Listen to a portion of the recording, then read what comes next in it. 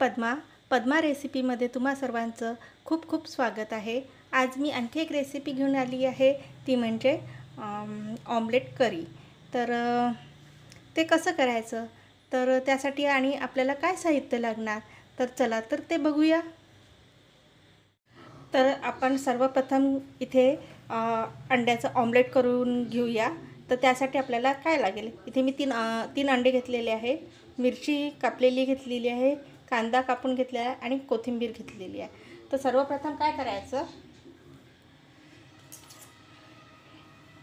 एक मी पातेलं घेते छोटंसं आणि त्यामध्ये हा अंडा फोडती आहे।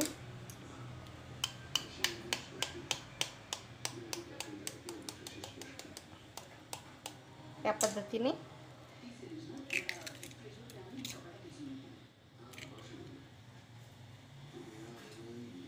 आणि त्यामध्ये थोडा कांदा, म्हणजे आपल्याला जेवढा हवा असेल तेवढा कांदा घ्यायचा, थोडी मिरचीसुद्धा आपल्याला जेवढं तिखट लागत असेल त्या पद्धतीने घ्यायचं, थोडी कोथिंबीर आणि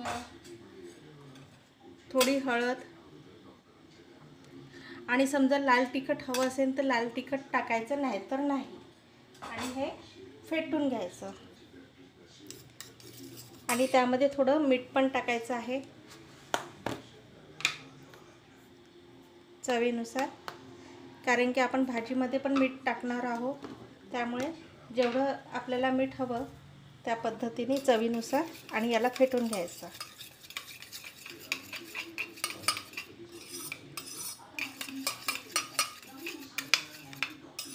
आणि इथे गॅसवरती मी एक पॅन ठेवलेला आहे आणि तो गरमसुद्धा झालेला आहे। तर चला तर मग आता आपण याचं एक ऑमलेट बनवूया। आता इथे आपलं पॅन गरम झालेलं आहे आणि मी त्यामध्ये तेल पण टाकून घेतलं आहे। तर आता आपण ते अंड्याचं मिश्रण यामध्ये टाकून घेऊया।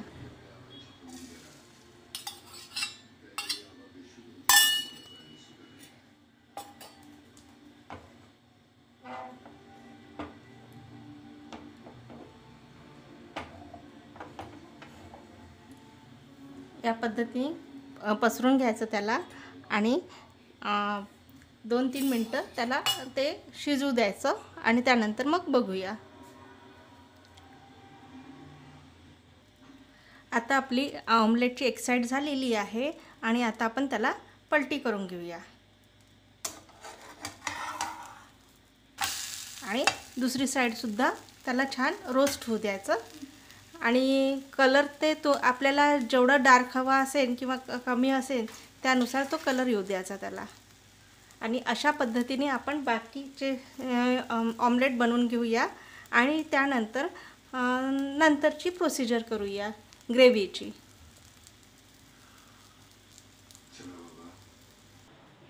या पद्धतीने आपले हे ऑमलेट रेडी करून झालेले आहे। एक हा मी साध असा केलेला आहे आणि एका ऑमलेटला मी रोल केलेला आहे या पद्धतीने, आणि त्याचे छोटे छोटे मधनं काप करायचे।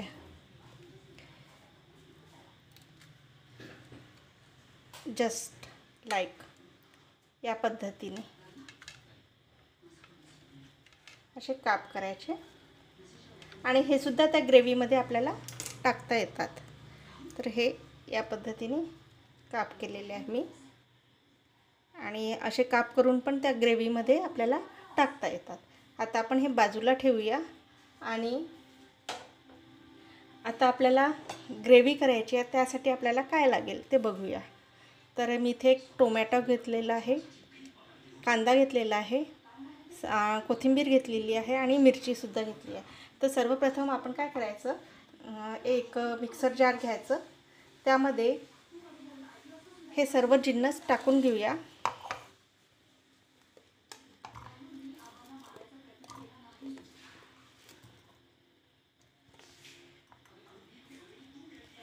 आणि याला ग्राइंड करून घेऊया, फाईन प्युरी करून घ्यायची याची।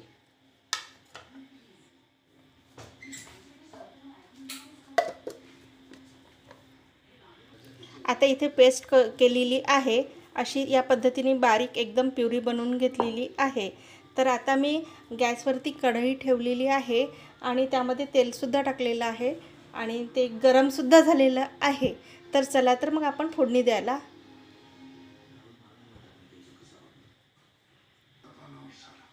आता इथे तेल गरम झालेलं आहे. तर इथे मी थोडी मोहरी टाकून घेते आहे.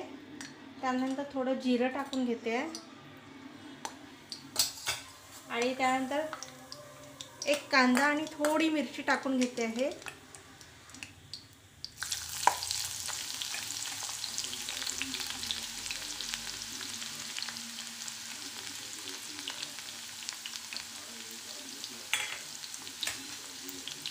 त्याला छान परतून घ्यायचं.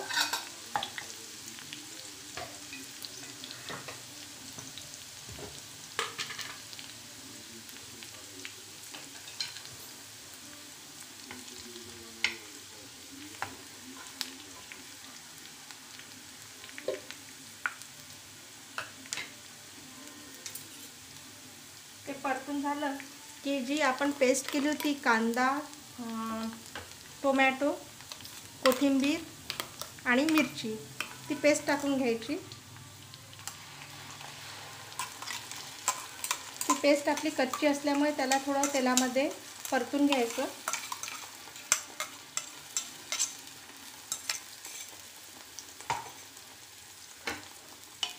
छान असं परतून घ्यायचं.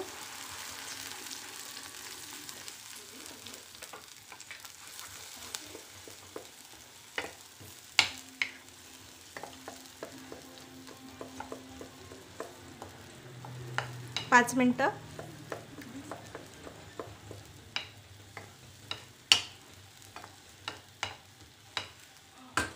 होऊ द्यायचं.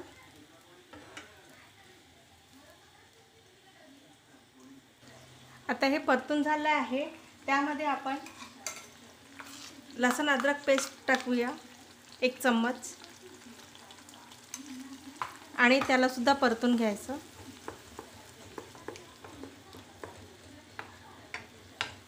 याला सुद्धा 5 मिनटं फ्राय होऊ द्यायचं. छान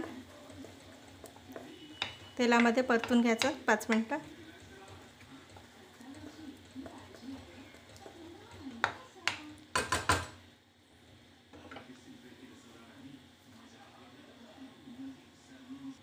आता हे छान परतून झालेलं आहे.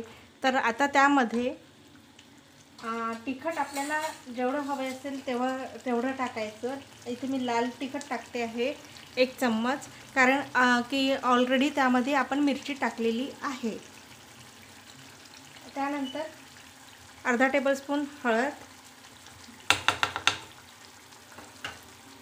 त्यानंतर धणे पावडर 1 चमचा, जिरा पावडर 1 चमचा आणि काळा मसाला 1 चम्मच आणि सोबत मीठ. मीठ हे आपण टेस्टनुसार घेणार, कमी जास्त करू शकतो. आणि ऑमलेटमध्ये सुद्धा मीठ आहे आणि याला मिक्स करून घ्यायचं.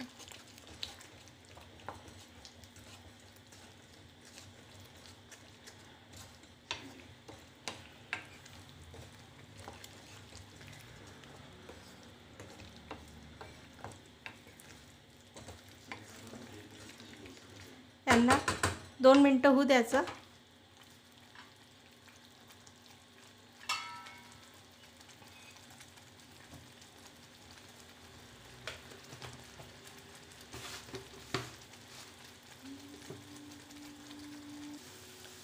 आता आपली ही ग्रेव्ही म्हणजे हे मसाला झालेला आहे आणि आता आपण यामध्ये पाणी सोडूया.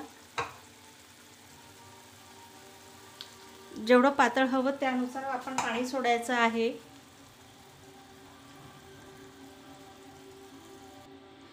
इथे मी 1 कप पाणी टाकलेलं आहे आणि ह्याला छान मिक्स करून घ्यायचं.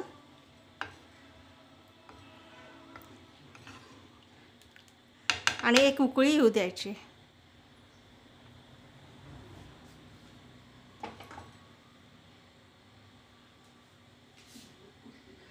आता आपल्या या ग्रेव्हीला एक उकळी आलेली आहे आणि आता आपण गॅस बंद करूया आणि एका बाउलमध्ये सर्व करूया.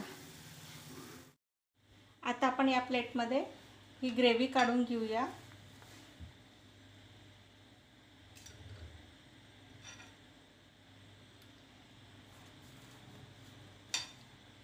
या पद्धतीने आणि त्याच्यावरती आपण हे ऑमलेटचे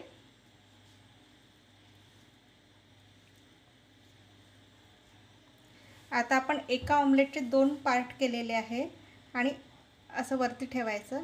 त्याच्यावरती आणखी एक ठेवून द्यायचं आणि याच्यावरती परत थोडी ग्रेव्ही टाकायची आणि थोडी कोथिंबीर टाकायची.